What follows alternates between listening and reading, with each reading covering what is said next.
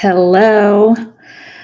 I'm so glad so many of you are already in here joining into the live. I am Dr. Lisa Wiedemann in practice as an optometric physician for 32 years now, carnivore for almost 14. I've got my carniversary coming up March 9th, so I'm going to have some little special to do for that. I have gotten so many great questions ahead of time for this Q&A. I'm not really sure yet how to figure out for the people who are not on Instagram how to get your questions ahead of time, but I'll figure that out. Maybe doing it in the comments section of my previous live would work. So you can write questions over in the chat. I'm going to start with a couple questions that came up, uh, uh, a few questions actually on apple cider vinegar. And I wanted to go over a little bit more in depth. I did go over it last week when I did that big kitchen blowout, but I sort of just went over it in a more, I guess, implementing the apple cider vinegar as opposed to talking about really more why you might want to include apple cider vinegar in your daily routine. I do. And I will tell you a little bit. The apple cider vinegar has a number of benefits. It's acetic acid, it is a fatty acid, and the studies show, and I will link some of the studies down below after I get off of here and try to complete that so that you'll have a lot of information. But apple cider vinegar has been shown to lower your glucose and lower your insulin post what they say prandial after a meal. So it's really beneficial to do that because what is insulin? Insulin is a hormone that is responsible for the storage of fat. So when you think about something as simple as apple cider vinegar to drink, reducing your insulin and hopefully increasing your insulin sensitivity, and it will also decrease your blood pressure. There are studies that show that. So there's another benefit. And the I never drink mine before my meal for some reason. I get hungry, I start eating, and I'm like, ooh, I forgot to do that before the meal. But ideally, if you are organized enough to think it out and remember, have it before your meal. And then as far as the amount, well, let me get into the rest of the benefits. Aside from reducing blood pressure, it increases your satiety. It increases your feeling full faster. So it's really beneficial for if you're doing an intermittent fast or you're trying to restrict your eating window and you're trying to stretch to 16 or 18 hours. Have my favorite way is putting it in seltzer, just plain seltzer. I'll go into that a little further, but yeah, the satiety issue is really a good one, and it increases fat burning, and it shows that you actually speed up the rate of fat burning. So I know it sounds like a woo woo weight loss diet hack, and I hate that kind of thing. And I'm not here promoting, like, okay, start doing this and you're going to drop weight and all's going to be good. No, what I do and why I drink it is aside from that, it improves anybody who has fatty liver. It's been shown to help burn the fat out of the liver and improve that. And also for people who suffer from heartburn or GERD or reflux, it's shown to be beneficial through testimonies for that. So I think there's a lot of positives. I don't really see negatives to it other than if you don't use it properly, like swigging it straight is not good for the enamel on your teeth, not good for the lining of your esophagus. You have to dilute it. So no big deal. I'm not really one for swigging a shot of that kind of thing anyway. So what has become really enjoyable for me is and at first it was a little off-putting because I'm just so used to drinking my plain seltzer. I love the bubbles, I love the cold burn, I like just the sensation, 'cause especially if anybody, I mean, I had years ago, years of Fresca and Diet Coke habit before I was like, wisened up to it. I got through college and I started looking into all this. But yeah, there was plenty of time where I know a lot of people have that pop or soda habit. And so I enjoy the bubble. And when I started putting the apple cider vinegar in it, at first it was like a little bit, but what I did, and I'm not so sure if I actually gradually increased it a little bit, but I only use a tablespoon. And so what you want to do is just do about a tablespoon, and you can do that multiple times a day, two, three. You can do it prior to each meal. I ended up doing it kind of after each meal. Doesn't matter. I'm not, this is not, like I said, this is not some magical thing that all of a sudden, everything's going to work great with this. I'm just relaying the information and telling you, I drink it. I do every day because of the multiple benefits it's shown to have, and so I kinda like it too. So what I do, and I showed this briefly on, the video last week, but just get any type of apple cider vinegar. There's Bragg's, I'll put a link to one below. You want the one that's got the mother in it, that's got the cloudiness on the bottom, and I really am very particular, like with this size container, I 1 tablespoon is just right. It's because you want about a tablespoon when you are, um, for each of these doses of it. And so instead of taking the bottle and pouring into tablespoon and pouring it in, and then it's sticky, and then you got to wash this stuff. And to me, that deters me from making it an easy, simple habit. So, of course, my gears start spinning up there. And what do? I get a glass container with stainless steel top. I put it on the door of my refrigerator. So I swing open the door,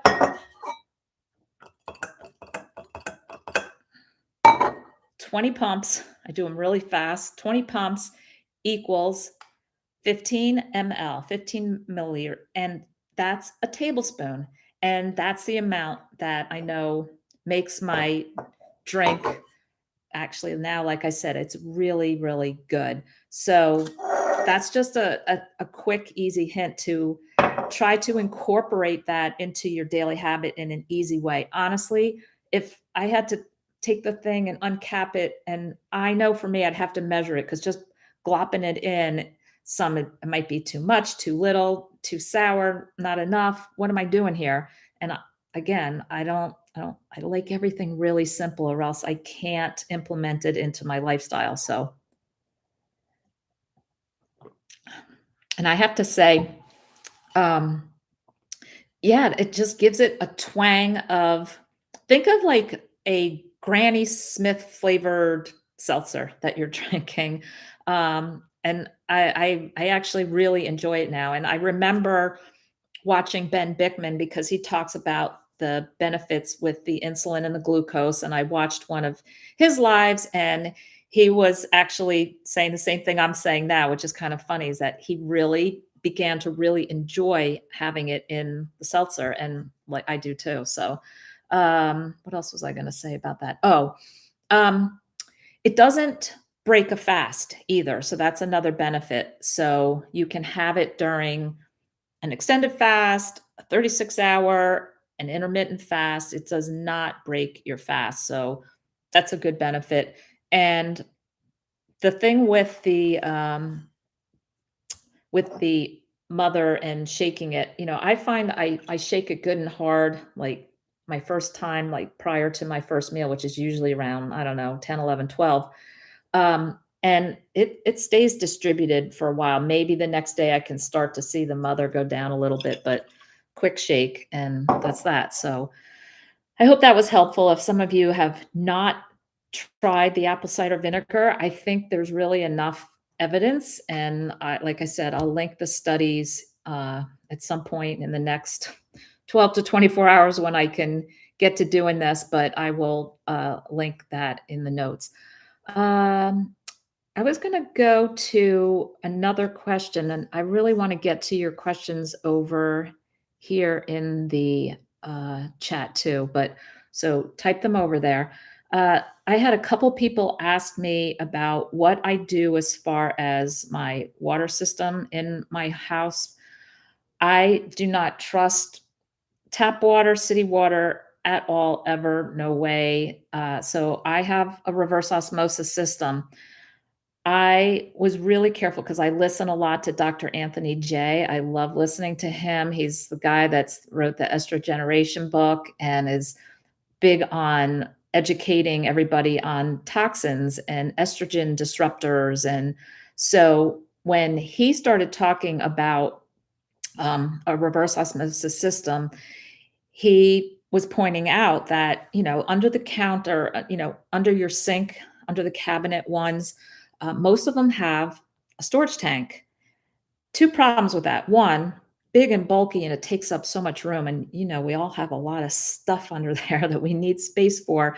And who wants their nice filtered water sitting in a plastic tank? So there are tankless reverse osmosis systems. Most of them have the tank, but these tankless ones are really pretty neat. You're basically mounting the cartridges. It comes all together, and you just kind of get it mounted. Plumber does it. And there's a couple that I would really recommend that I know of. Purify Guru is the one I happen to have.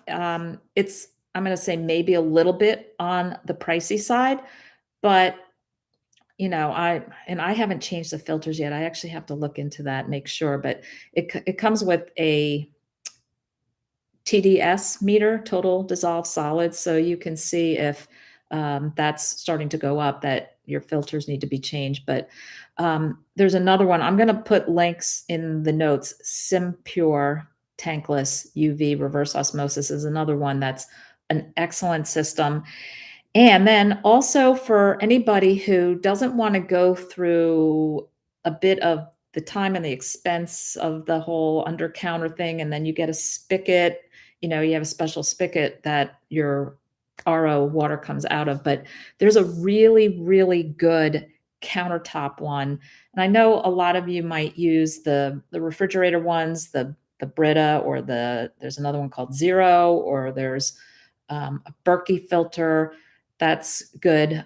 There's one called AquaTrue, and again, I'll put the link here. That's a countertop unit that's excellent. And just from me doing some research about this and finding out that there's a number of other scientists and physicians that have really looked into these systems, and that countertop one is always ranks top. So, oh, hi, I'm seeing a lot of you from my groups. Thanks for joining in.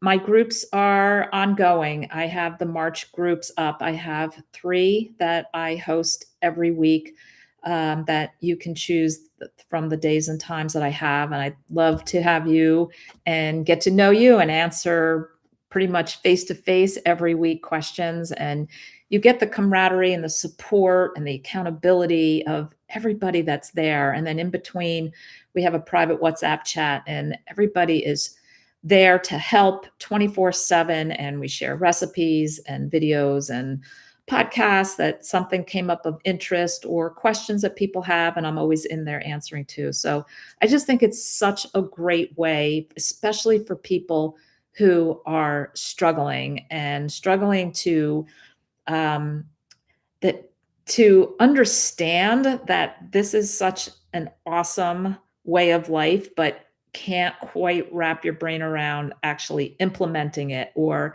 being the only one in your friends, family, coworker circle that's smart enough to have found this and research it and be comfortable with it. And then it's still hard. So having the community is great. I'm also going to be the special guest at a retreat in May for 6 days. I know some of you who are over there in the chat have gone to a couple of Rebecca's retreats, but it's in North Myrtle Beach in May, and I will be there the whole time doing Q&As and eating with you and walking on the beach. It's on the beach, and I'm actually also going to host. We just arranged it and figured out the day that I'm hosting a meetup so that everybody who goes to the retreat, of course, is going, and then anybody from the area, I'm hosting a meetup down there. So it's going to be really great. And if I will put the link to Rebecca's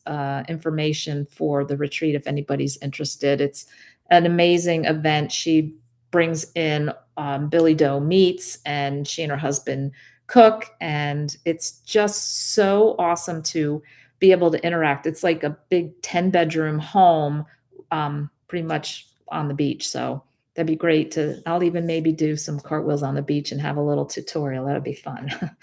um, okay, so let me just go into a couple of the questions that I got. Somebody wrote diverticulitis on carnivore diet. You know, I'm going to say I have been in this space for 14 years, and everything, every malady, every disease, every disorder, it all heals, it all halts or reverses because you're removing toxins. Now, all of a sudden, we're not eating pizza and cake and donuts and asparagus and kale and nuts and seeds and seed oils. And, we're not putting all that stuff in our body that your body has to, actually, I'm convinced that our diseases, especially since they're exponentially increased in the past 100 years, really comes down to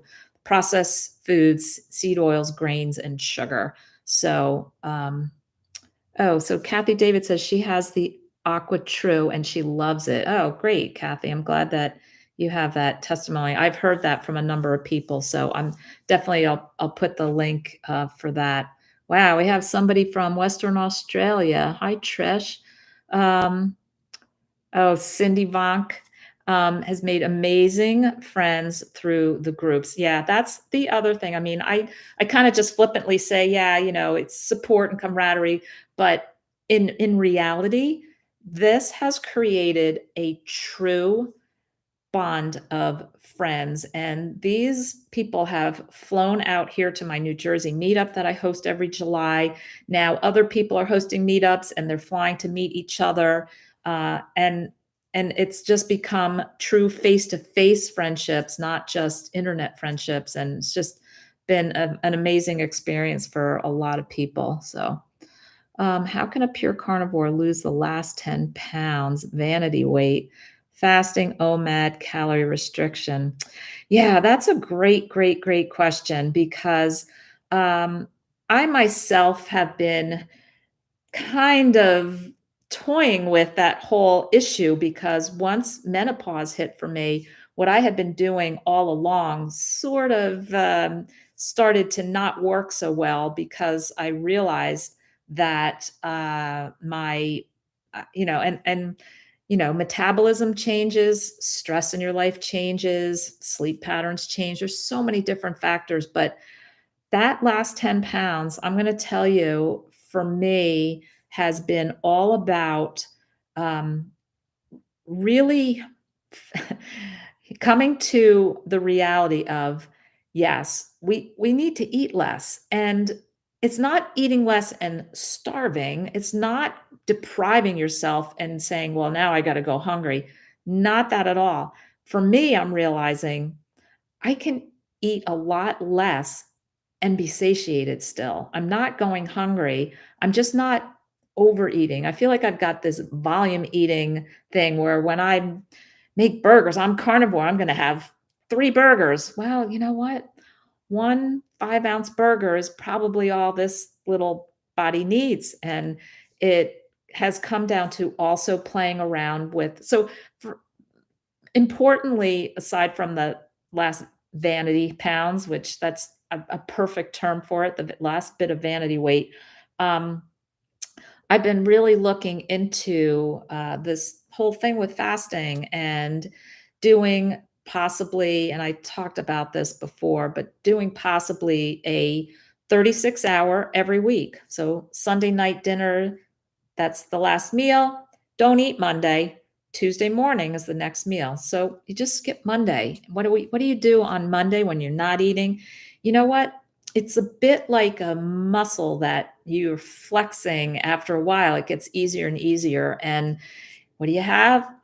Remember, the apple cider vinegar helps with satiety. And I'm telling you, you drink a whole one of these with apple cider vinegar in it, it for some reason it gets rid of that hunger pang, and that hot salty soup. It's actually just water with salt, but I showed it on my last week's video about putting in a touch of the Redmond seasoned salt, a little smoked salt, a little truffle salt, and next thing you know, it tastes exactly like soup broth. And those are just kind of hints. And I don't know if that's what it's going to take to keep that last 10 vanity pounds off, because you could say, well, who wants to not eat a day every week? Well, you know what? There's a lot of people that do a 48-hour or a 72-hour fast every week. I don't know if I want to not eat that much. I'm not there yet, but I'm just sharing with you what I'm going through in my journey and finding out what's working or not working. I have part of my groups that I've hosted now for the month of February. I broke out a subgroup of people who were really interested in fasting, both extended fasting, intermittent fasting, and they want somebody was saying they're going to do a sardine challenge for 72 hours. So I said, all right, I'll join in. So I mean, technically, obviously we know sardines is not a fast, but it's a cool thing. You could say we're going to do a fat fast, and maybe we'll experiment with that too, where you basically eat, beef and pork crackling fat trimmings that you cook up, and butter, or beef tallow. You can take water and or broth and either butter and tallow, whisk that in, and it's delicious. And you can technically, we're not fasting because butter does break a fast and tallow and cracklings do break. It's not fasting, but it's an incredibly easy way to bump up your ketones and feel very satiated, because when you get that hunger, you get to eat. And again, experiment, see what it does. I try to encourage everybody in my groups to have a glucose and a ketone monitor, because you can't manage what you don't measure. So we want to have knowledge based on what we're doing, so that when something works, I want to know why it worked and how I can repeat it. And without information, it's kind of like you can't feel like you're in ketosis. You can't feel if you're 2.5 versus a 0.5. At least I can't. I don't know. I'd be really surprised if somebody could tell me what their ketone level is. It just doesn't work that way. So um, let me just see if I had. All right, let me go into your questions in here before I go back into there. Gosh, you guys are great. Um, all right. So HDL cholesterol, how does carnivore way of eating improve it? So, the whole cholesterol issue, I tell people, settle down. Just settle down your thoughts on this whole thing. Don't freak out. There's cardiologists that are eating this way. We have to trust that they're not taking their heart health lightly, right? And I talk to people, I've been coaching for almost 14 years now, and people are like, this has improved. My skin's improved. My sleep's improved. My joints are not aching anymore. And then but their doctor wants to put them on a statin. So do you really think that your body is healing all these other organ systems, but it decides it's going to just mess up and screw up your heart and screw up your whole cholesterol thing?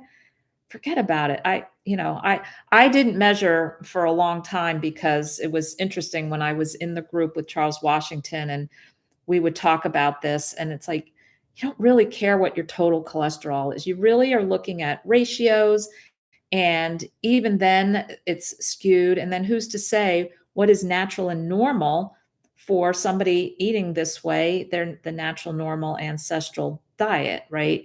So I just, I just have to say there's you don't want to take any medication to manipulate any part of it. You want your body to naturally do what it wants to do, which is evolve and be healthy and stay alive. And you don't want to start, you know, don't stress. Stress is bad. Don't stress over these things. Don't worry about the HDL, and you're not trying to chase a number. Just stop testing or don't test for a year or two. Um, I obviously I'm not giving medical advice, but I keep trying to get everybody just to think, simplify. It's hard enough doing this. The rules are simple, execution isn't easy.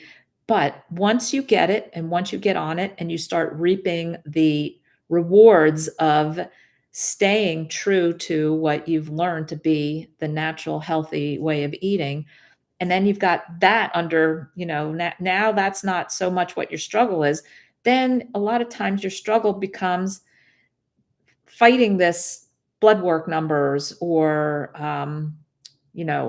whatever it is, maybe that last thing that's still not getting better. Well, you know, you probably ate garbage for 50 years and now in 5 months everything's not flipping around and being perfect. So give it a year, give it 2, give it 3. It's amazing the progressive continual improvements and changes, both mental and physical. I mean, that's why I get so excited having these meetups because now and in my groups, I have people that are on day 1 of attempting carnivore and keep falling in the ditch, and they're here to, try to figure it out. And I have people in the groups that are 2 years in, 3 years in, 5 years in, 14 years in. And it's just so helpful to surround yourself with people who are succeeding at it and listen to how normal it is to just eat steaks and burgers and, not even blink an eye about it. And then get all the tips and tricks about how to stay the course. Someone on Facebook said that lowering A1C too quickly can cause retinopathy, and she went blind. Nah, I've never heard of any such a thing. Not heard that. What type of iodine? My iodine has 640 micrograms. Her minimum need yeah, the whole iodine, the whole supplementation thing. And maybe I'm not the right person for, people who really want to dig in and buy all these different things because they hear that they need this. And I can just keep giving my experience. I'm 14 years in. I have not that whole time been doing drops of iodine. Did I more recently when I tried that iodine tincture test, wait to see it was disappear. Judy Cho had a whole video about it. I was like, oh, well, heck, maybe our food supply and our food system, and I'm not having enough sin. And then you start getting all this stuff in your head. And I'm like, I look up iodine deficiency symptoms. I have none. What are we doing? Why? Do I think by putting a couple drops in, I'm going to live another 2 years longer at the end? I don't know. What is it doing for me? Same thing. I have the same thing with electrolytes. I never took electrolytes, and now everybody's crazy about electrolytes. You know what drives me crazy about electrolytes? You love the raspberry and the lemon lime and the chocolate element tea. It's all delicious. Why? It's got stevia. It's got sweetener. I wonder why I don't mind taking, oh, gotta have my electrolytes. You're drinking the Kool-Aid. And so go ahead and have unflavored electrolytes. Pour that in your water. It tastes like dishwater. Now I want you to take your electrolytes. Just think about why we're spending money on it, why we're taking it. Now, some people will swear that they had leg cramps and that helped, but now it's 6 months later and they're still, and I'm like, well, why don't you try stopping it and see if the leg cramps come back? Oh, yeah, I guess I could do that. I'm afraid to stop it. You know, again, I just keep going back to just keep it simple. Simple is good. It's just so much more sustainable, and try to not get so crazy with so much conflicting information. And I know, I get it. There is a lot out there. And then once it's like we have an epiphany addiction. It's like once you hear, "Ooh, I need red light. Ooh, I need sauna. Oh, I better have apple cider vinegar." Like there's all this stuff that comes up, and it's so hard to just back up and try to just settle into what you're currently doing and be patient and not think just because your thyroid issue isn't resolved yet, or you still have, your A1C at 5.9 and it's not working. No, you you can't judge in 2 months or 3 months. And then usually it's somebody also who's still backsliding a little on the weekends, or still drinking alcohol and still drinking coffee and still has all their stuff going on. And they're like wondering why they're not losing weight. Why is this not getting better? Why is that not getting better? You know what? If you want to, you know, do something beneficial, don't think it's something that you just do a quick purchase of an electrolyte or a quick purchase of organ supplements or iodine, right? Think, really think hard about things that you're holding on to so tightly that you don't want to give up. It's probably the thing that you really need to give up, whether it's chewing gum, diet soda, diet pop, wherever, depending on where you're from. Um, the coffee, I mean, I hate to say it, I'll put the link to there's a couple really good, articles about why we should really not be putting that in our body at all. So, I know I don't make any friends when I say that, but, I say, "You know what? If you've got no diagnosis, you're at your ideal lean body weight, you're sleeping great, everything's going fine, and you wanna keep up with maybe something that's not so beneficial, but you love it too much that you would rather deal with drinking a pesticide and being addicted to it than give it up." There's a and everybody's journey is different. I was actually, so I am very open and honest about this. I did not come to the realization of giving up caffeine until I was 3 or 4 years into carnivore. So it was about whatever, 10 or 11 years ago that I gave it up because I didn't want to be addicted to anything. And we are all conned into thinking we need it for the energy boost, but wait till you see how much energy you have once you get it out of your system. I know Dr. Kiltz recently, well, not recently, 8 months ago, gave up a very heavy coffee addiction habit, and he says he's never felt better. And, I know it's tough. Everybody like the smell, the aroma, the ritual. Well, get onto something else. I have that hot nog drink. The hot water is really good.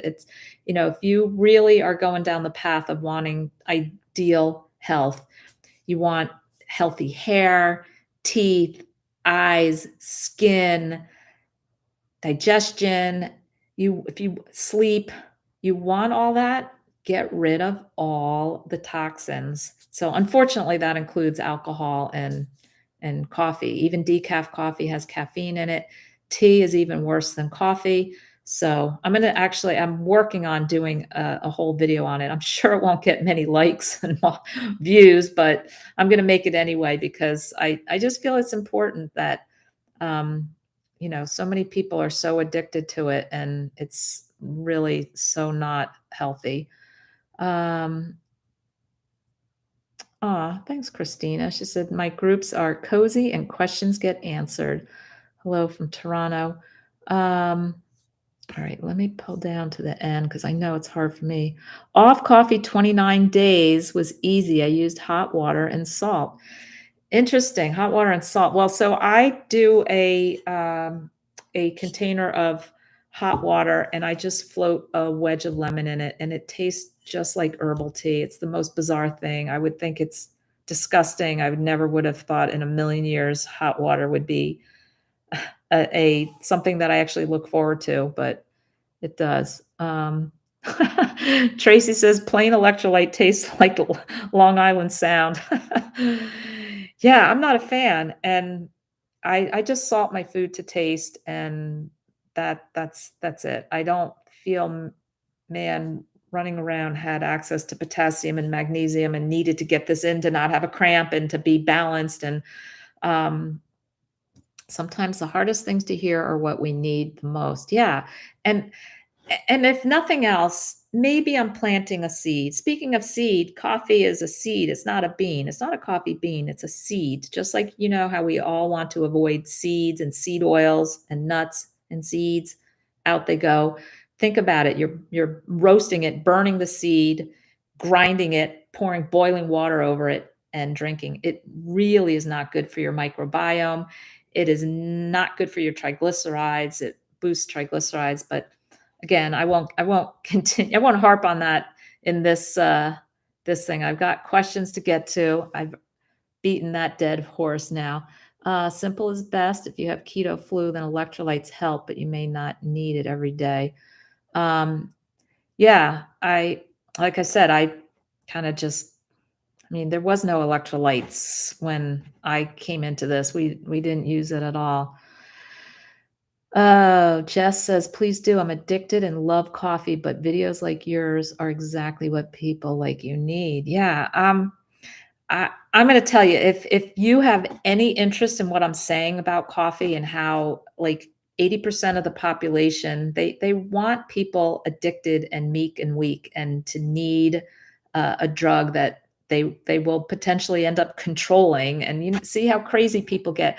I still can't believe this. I was through the Hurricane Sandy, which was a big, huge one that hit New Jersey. We had no power, I think, for 3 weeks, and it was in I think was it September or September, and so the weather's getting chilly, and you couldn't get gas because there was no power except for maybe you drive far and there'd be a gas station with a generator. I mean, this was ridiculous. Well, there was a Dunkin' Donuts with a generator, and there was a line you couldn't believe with people queued up to get there because people weren't making coffee at home unless you had a gas stove and a pour over. And it was just really enlightening to see like how major this addiction really is. And I don't know, once I got free off of the carb and sugar addiction, I just didn't want to be tied to anything. And then once I started learning more and more about the ill effects of it, and most people say, "What? Everybody drinks it. I feel fine. I'm good." If you drink a cup of coffee today and you stop, 8 days later, they can still detect some of the chemical components that are in the coffee. I mean, it's pretty crazy. Yeah, nah, sorry, Kevin. Earl Grey tea. I know. Tea. It's leaves. And I'm just going by now. I didn't dive down into that rabbit hole much. I listen Sophia Clemens, who's pretty smart in Hungary, runs the whole Hungarian PKD clinic to help people with end-stage cancer and seizure disorders. And I've listened to her on a couple different interviews, and she outright says, "Yeah, as bad as coffee is, and they require their patients to not drink coffee." Yeah, she said tea is worse. So all I had to do was hear that from her a couple different times, and I'm like, wow, okay, out the tea goes. Yeah, I get it. It's a leaf of the leaves, and um, I, I I don't know. People say, well, what about my herbal lemon chamomile? Oh, go for it. If you feel good and you're happy and healthy, and um, I'm not here to take everybody's joy out of life, believe me. I'm just trying to pass on some information and let you know how I process it and how I deal with it in my own life. Um, it's boiled fish month for Pisces horoscope. Pisces is water element, cow is a fire element. Oh, I'm Sagittarius. I'm a fire element. Um, I'm ending day one of no tea. gave up coffee several years ago, but now it's time to ditch the tea. Yeah. See how this I always if you've listened to me in the past, I talk about peeling the layers of the onion off. And, first it's getting rid of the grains and the sugar and the carbs and the processed food. Those are like the big outer ones. And then as you're in it more and more and you're seeing and reading and learning more and more, and then you get rid of the plastics, and then you get the reverse osmosis, and then you're shutting off your Wi-Fi. It's all this stuff, but it it takes a lot to especially with a coffee addiction, and let's just call it what it is. It's an addiction to a drug. It's a psychoactive drug, and anything that you see out there that starts touting the benefits of it, and these influencers who talk about it in a very beautiful light, are them themselves are very much into their morning cup of joe, and it's very interesting. People love to defend their addictions, love it, and they will fight till the day they die. Some of them will, and that's fine if that's your choice. I just feel like have the information. There's this great book. I've talked about it before. Alan Carr.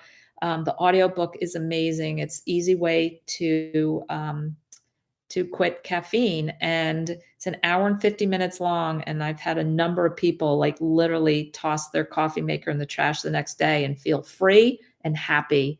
And just the way the book is worded, and as you listen to it and you come to all these realizations and understandings, and then you finally are just actually feel grateful and free instead of sad and missing it and longing for it. Mm-mm. You can't do this with willpower. It ends up and it's just like with the sugar and the carb and the processed foods. It's you can't just constantly just white knuckle. Oh, I want the pizza. No, I can't have the pizza. Oh my gosh, look at those cookies. Oh, look at that chocolate. You can't keep doing that. You have to get to this place where you so badly want better for yourself, and you so badly want to stop eating that stuff and feeling like trash, and realizing that eating that stuff decade after decade is going to send you into a really, really bad way at the end of life. And I know a lot of you have seen your parents go through it, and then now you kind of start seeing yourself and you go, whoa, I can't let that happen to me. Well, guess what? You have to want it so badly for yourself. You want better for yourself. You want to get to that point where you are just so comfortable with the fact that you're choosing not to have it anymore. You don't want it in your life, and get angry at it that you actually spent money on it or and got addicted to it, because they have addictions experts on staff at these companies to make the food so that you keep buying the Doritos and the Oreos and the Ben and Jerry's, and you name it. You really have to get to that point where you get just totally fed up with the yo-yo dieting. I know it's hard. I know. I believe me, I yo-yoed for so long in and out of the ditch and trying to figure it out, and couldn't understand why.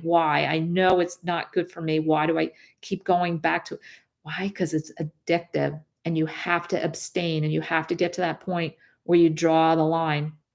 This is reminding me, let me just look. So I'll go through a couple of the questions that I got ahead of time. Do you ever, out of the blue, have sweet cravings? So, you know, luckily, once you get over the physical addiction, there's the emotional addiction of it. And there's the reasons why we go to it to fill emotional voids. And it became our best buddy, our comfort. We would just jump in the car and go get it and eat it and throw the wrappers out, or hide, or wait until somebody goes to sleep, and all that secretive bad stuff. And once you stop it, once you draw the line and you get physically stop it for it's like 2 to 3 weeks typically, you'll get at least the initial physical cravings done. Then it all comes down to dealing with emotionally. What are you going to do instead? How are you going to deal with um, the the desire to get up off the couch and go make nachos? Well, that was really the purpose of my prior week's video, is turning to these other things. And eating a pound of bacon is better than a single bite of a cookie. And if that's one takeaway that, you can think of at any moment when you're out, and even like if I used to do this, if it was a big pizza thing and my kids were, in their teens, and I would, I would eat the cheese and pepperoni off of the pizza, throw the crust out, have no problem. At least I felt like I was participating, but then it was a little weird. Then I just got to the point where I would eat ahead of time and just not eat it. But you have to have a plan. Always have a plan. You and my key is telling people, always have cooked, delicious grilled meat, cook 2 pounds of bacon, and I showed a real easy way to cook it. Throw it in a container. I put it in the freezer because I mean, bacon chips out of the freezer are actually really, really good, but it kind of prevents other people from, I mean, because bacon, everybody's after the bacon. If there's cooked bacon in the fridge, but you can hide it. At least an allowable hidden food, not when we hid cookies for ourselves. But yeah, always have something to go to. And even like, I tried to I tried really hard to give a lot of different options as far as go to, so that you don't feel deprived, you don't feel restricted. You have to feel like, "Wow, look at all this delicious, amazing stuff that I get." If everybody's sitting down and having popcorn, make the pork rinds with the cheddar melted on it. Make some chaffles, make the roll-ups, fry some cheese, do whatever it takes to not eat the popcorn. Popcorn is a grain. It is so not healthy. Don't eat it. It's not on your plan. So you have to get to this point where you realize, all right, I'm at this point in my life where I understand I have not had control over any of this food ever. You don't have sober behavior around all of these different kinds of foods. So guess what? It's all got to be out. There's no option other than abstinence when you've dealt with this kind of thing where it's not healthy, but you pick at it. Oh, well, I already picked at it. I already screwed up. Let me have some more. I'll start again tomorrow. I had people who wrote into me that said, actually, that was one of the questions. How do I went off plan through the whole holiday season? How do I get back on track? So here we are. What are we? February 21st. That's a month and 3 weeks out from from New Year's. So what are we thinking here? And I get it. It's that draw of the addiction. And then once you're in it, your ditch demon, I call it the ditch demon in there, is just like, yeah, let's just keep going with this. We're on a roll. Come on. It's okay. Keep going. You didn't put all the weight back on. You're okay. Don't even get on the scale. Put on the stretch of your pants. It's okay. And then you get to that point where it's not like hitting rock bottom. You don't hit rock bottom with this kind of disorder, this kind of addiction, because it's not like heroin or cocaine, but you are a junkie. Just think about it. If you're putting something in your body that you've already determined for yourself is not healthy, that you don't have control around, it's making you miserable, then why are you putting it back in your body? It's because you're an addict. You're trying to get your fix. And until you really understand that, internalize it, and truly believe it, you're going to just keep going in and out of the ditch. And it's a miserable existence. And I'm here telling you, it's amazing when you come out on the other side and you're free of it. And guess what? There's an amazing array of awesome, awesome carnivore food that you get to eat and stay healthy and feel great and get to a lean, body weight that you can hike mountains and you can challenge yourself with new things that you've never done before. Why? because you're free. You're free of the addiction that was making you sick and was leading you to a slow suicide.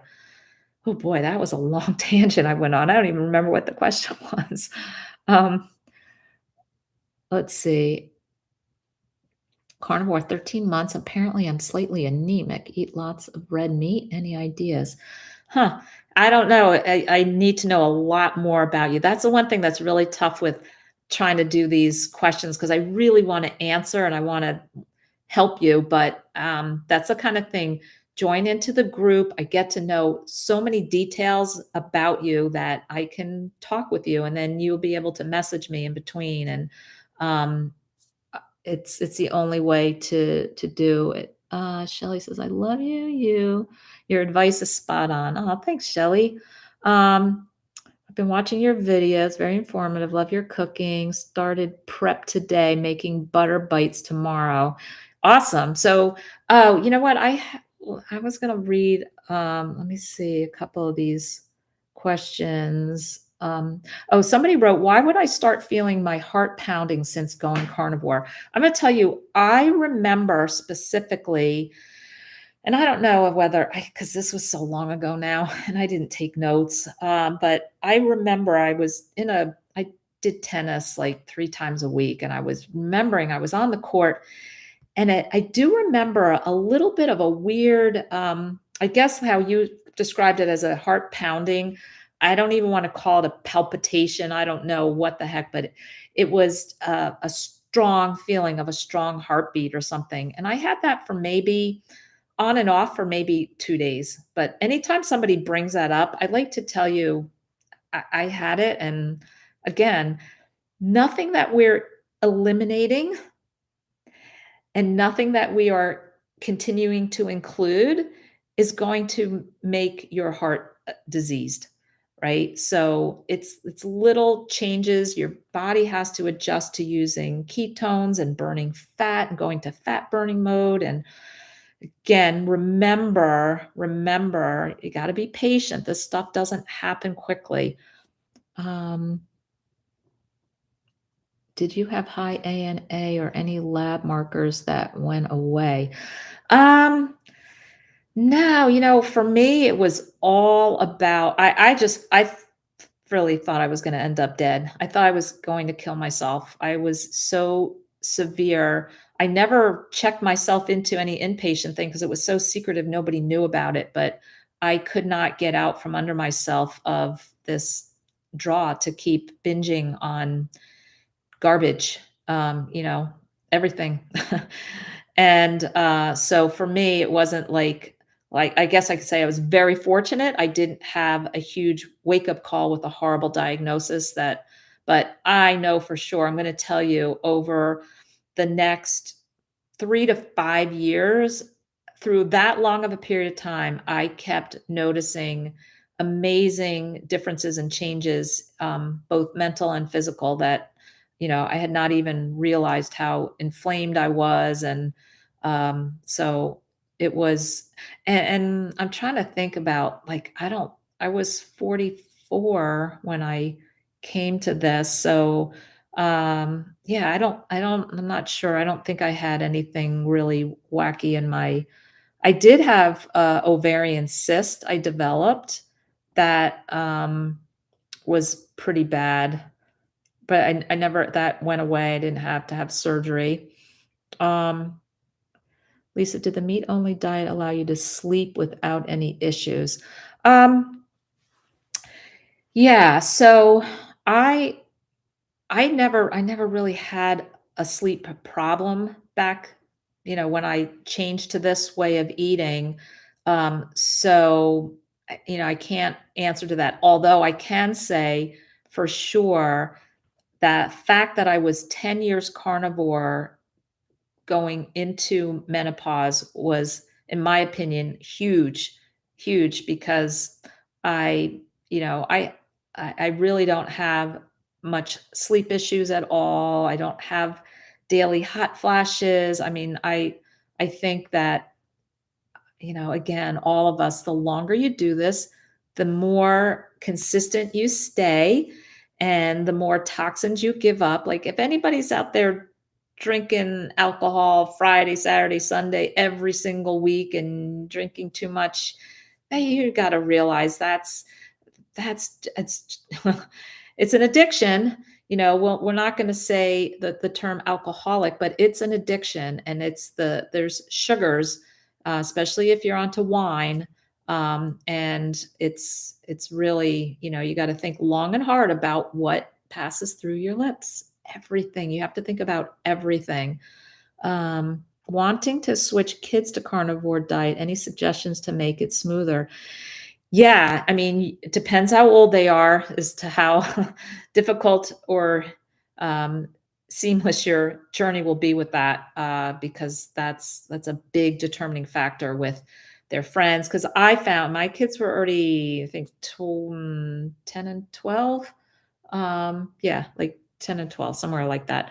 And they were already having friends over with sleepovers, and they're already out buying the funfetti cupcake stuff and yeah, it's really difficult at that age to bam them with that. But when they're 3, 4, 5, 6, you got the credit card, you're buying the food. It's not healthy for them. Out it goes. I mean, I started doing things where I was like, wow, can't make them pancakes with flour. At least I was, then I started mashing a banana and eggs and a little coconut flour. And I was trying to make at least much healthier than the standard pancake. But follow Judy Cho has little kids, Laura Spath has little kids, Kelly Hogan. They all just implement it by you. It's really hard if your spouse is not on board. I'm going to say that because that was also an issue for me because we had cereal in the house and ice cream, and I was the bigger fish I had to fry at this point. You have to first do yourself, and you all know what I mean. I mean, this is a battle. This is not easy, but it's even harder when you've got it surrounding around you. I mean, you have to really try as best you can to make the others understand that this is something that you need to do for yourself and for your health, and hopefully they'll join in. I have so many great stories of some of the people in my groups end up showing videos and giving them a challenge, and they do a 30-day, and next thing you know, they're not looking back. They've never felt better, and they drop some weight, and their aches are gone, and no more pain. And so that's the beautiful, wonderful thing that can happen with this. But I think that it's something as far as the kids, yeah, just as best you can. It's like, oh, mommy doesn't buy that anymore. Daddy doesn't buy that anymore. Nope. Where, they might be looking for whatever, the Rice Krispie treats or the ice cream. No, but, we've got whipped cream with blueberries, and whip up some whipped cream, put a little vanilla extract in, and top it with some blueberries. And that is now your dessert. And you know what? Sometimes you got to just try to explain as best you can that this is not healthy. We want the best for all of us, and this is the way it's going to be. I lost my taste for alcohol after about 2 years of carnivore. My brain still tells me it's good, but I know better. Yeah, interesting. I've heard that from a lot of people that it became much easier to give up alcohol once they started into the whole carnivore thing. So that's actually a really good benefit. Although there's a lot of issues also with people who come off of sugars, grains, and processed food and sort of cross addict onto relying more because they used to console themselves with this, and then the other aspect was in their life but not as much, and now it kind of shifts. And so, again, this is not I'm not here to be a psychotherapist and try to tell you like this is just how you do it and it works like this, because I know things are so complicated. It's really not easy. So, all right. I know I didn't really get to all these questions. I'm so appreciative of you being here. If I'll be at KetoCon. If anybody wants to come, I would love, love, love to because there's a lot of interaction, like walking around in between and before and in the middle and after, and just it would be just so great to and it would be an experience you'll never forget. But it's in Austin, April, I think 21st to 23rd. It's a 3-day event. I'll put the link. I have $50 off of the ticket price if you use the link, and think about going. It's a really, really great event. I'll be speaking on 2 different panels. I'm on a physicians panel with Dr. Sean Baker, Dr. Kevin Stock. I forget who else is on that panel. And then I'm also on a women's carnivore panel with Judy Cho, Laura Spath, Danny Conway, and Evie. I forget her last name. I think her name's Edie. But it's just, I get so passionate about trying to, and I don't want to feel like I come across as like, come on, guys, you got to join my groups. Come on, you got to go to meetups. You got to go to KetoCon. I don't want to come across that way. I just want to impart my enthusiasm because I have witnessed for myself and so many people what a transformative, amazing, empowering thing each of those things I just mentioned are. The retreat, Rebecca's retreat, the KetoCon, my weekly groups.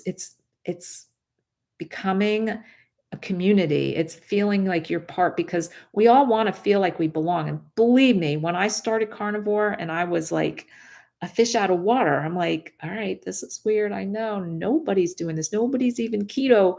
Barely, kind of Atkins already went out of vogue. And I'm like, and it was amazing to connect with just that little forum of people I had. So that's partly why I am so, diligent about putting in the time and effort and work to make these meetups happen, and see the magic of having people come together and talk about their experiences. So thank you so much for joining. If you would, in the comments, well, give me a thumbs up. I think that helps in some way. But in the comments, go ahead and write any topics that you'd like for me to maybe specifically elaborate on. And there's also a meetup in Vegas this weekend.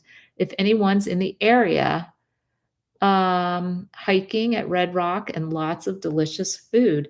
Yeah, so Las Vegas, Saturday, the 25th, I think it is a meetup. And I will put, see, it's kind of weird because it's so soon.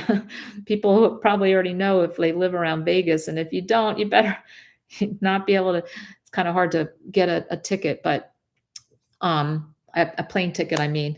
But yeah, there's so many great, great, great people now in this community that are coming together and hosting their own meetups. So yeah, it's a couple of people that have been in my groups and have come out to my meetups are hosting this Vegas meetup. So it's really pretty amazing for me to see how this is spreading, and it's all because of the enthusiasm of how great this really is. So all right, thanks so much. I hope you guys have a great night's sleep, and leave comments in the comment section so I can get an idea of which direction you want me to take these weekly meaty musings. All right, have a great night, guys.